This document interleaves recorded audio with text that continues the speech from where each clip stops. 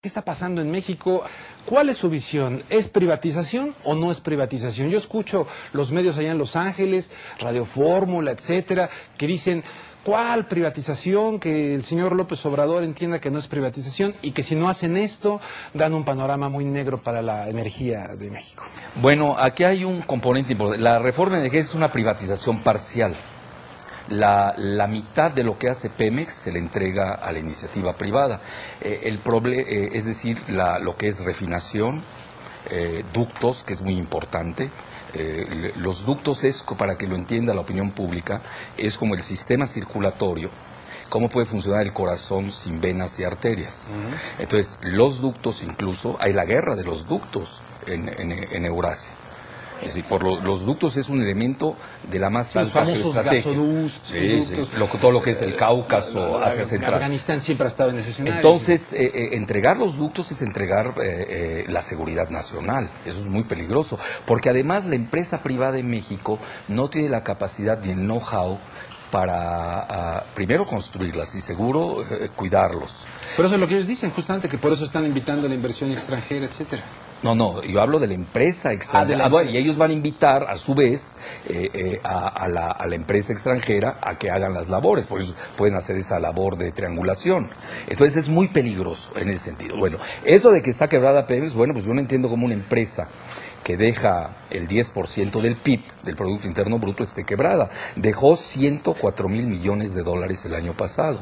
Es decir, 80,000 millones de dólares libres de ganancia y antes de impuestos, que obviamente se lo lleva todo. O sea, este diagnóstico reciente de Reyes. Pero no hay diagnóstico. ¿Y cómo se llama, Georgina? No hay diagnóstico. Ese que vieron, que dijeron. Ellos están dando un tratamiento neoliberal sin el paciente. Si no hay, además, los diagnósticos se pueden equivocar. ¿Qué garantía hay de que ellos hagan buenos diagnósticos? Además, son los mismos fracasados de hace 25 años los que hoy nos están proponiendo una nueva reforma, que además va en el plan del negocio, y ahorita elaboro esta situación. ¿Quiénes son los 25 años de fracasados? Estamos hablando de La Bastida Ochoa, es el presidente del Comité de Energía del Senado, ya fue secretario del Patrimonio Nacional, que en ese entonces se llamaba la Secretaría de Energía, con Miguel de la Madrid. Gamboa Patrón fue el secretario particular de Miguel de la Madrid hace 25 años y hoy es el líder camaral del PRI. Reyes Heroles fue secretario de Energía con Zedillo.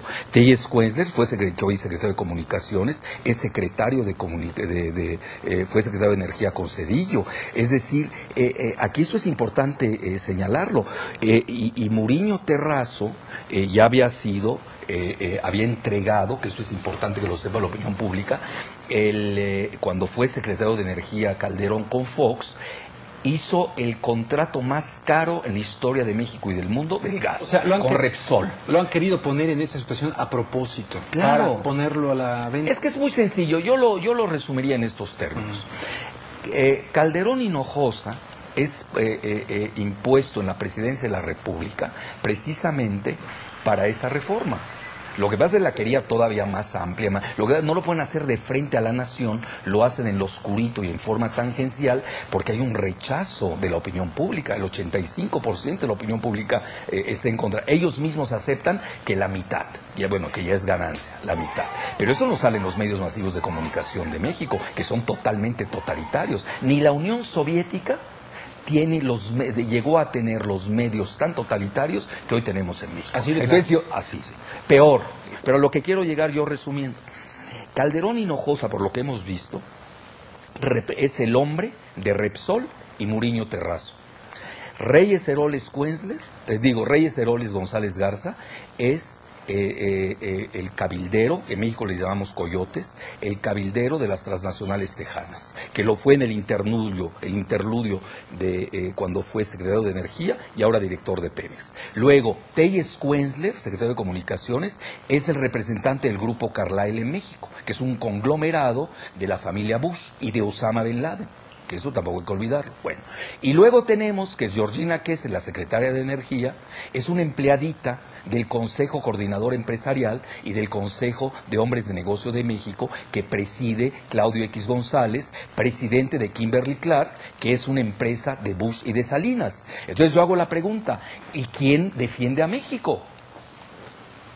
Entonces es un proyecto transnacional de entrada por los empleados de las transnacionales de México. Así de sencillo, no perdamos mucho el tiempo en elucidación. Entonces decía, ¿quién defiende a México? Pues ya están ahora las mujeres, las Adelitas. ¿Usted cree que esto realmente va a tener un efecto? Bueno, aquí depende de la ciudadanía. No hay resistencia civil pacífica que no crezca si no tiene el apoyo ciudadano. Si los ciudadanos no creen ni en Andrés Manuel López Obrador, ni en el Frente Amplio Progresista, ni en las Adelitas o en los otros, hay priistas nacionalistas de primer nivel, eso hay que señalarlo, también hay que decirlo. Está Eladio Ramírez, el grupo de 70 parlamentarios del PRI que sacaron su desplegado, es decir, hay una fronda interna en el PRI, eso tampoco hay que perder. Y yo creo que ahí está la clave. Si los elementos nacionalistas del PRI deslindan a estos personajes, que curiosamente, y lo digo con mucha responsabilidad, a los tres los han vinculado con el narcotráfico, a mí no me consta. Pero si uno se mete a Google y pone sus apellidos, sale siempre el tema del narcotráfico. Y estoy hablando de Beltrones Rivera, estoy hablando de Gamboa Patrón, incluso socio de Kamel Nasif, y de la Bastida Ochoa, que además ya tenía un escándalo de corrupción con el Pemex Gate. Es decir, son personajes de la escoria los que hoy quieren privatizar en lo oscurito a Pemex. Así de sencillo. Es un gran negocio. Es decir, no olvidemos que hoy el petróleo se encuentra a $100 el barril, pero hay algo más importante que a eso yo sí me dedico. Que estamos perdiendo de vista la dinámica mundial.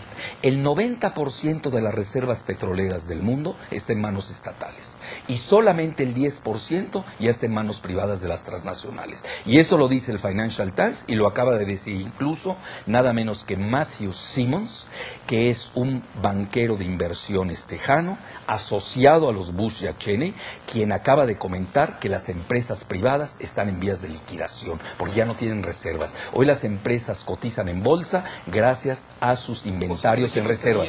¿En sentido contrario? Así es. México está en la dinámica contraria del mundo, que eso es muy importante señalarlo, porque hoy el mundo está desprivatizándose y está yéndose al renacionalismo. Y hoy Calderón es el último mohicano de este modelo neoliberal, que incluso ya en Londres aceptan que se está acabando. Estamos viendo el retorno del nacionalismo, la quiebra de bancas en Alemania, en Gran Bretaña y en Estados Unidos, bancos que están siendo rescatados con el dinero ciudadano. Entonces estamos ante otra dinámica. Yo creo que ahí es donde nosotros tenemos que contemplar el contexto, pero yo voy más lejos a nivel geopolítico.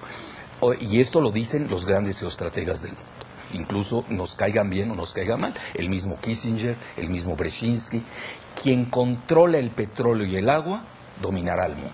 Y parece ser que en México queremos que nos dominen.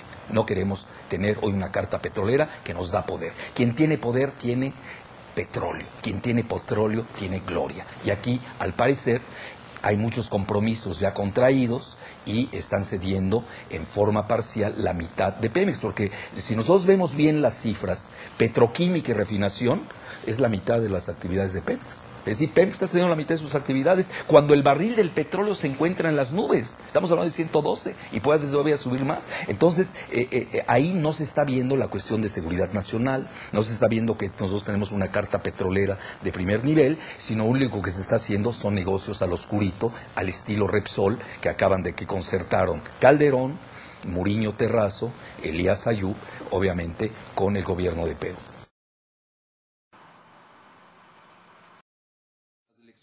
Oiga, todo esto del ASPAN, la iniciativa Mérida, estas cuestiones, ¿cómo dejan a México? Bueno, México cada día se está volviendo una franquicia tejana y gallega, desgraciadamente.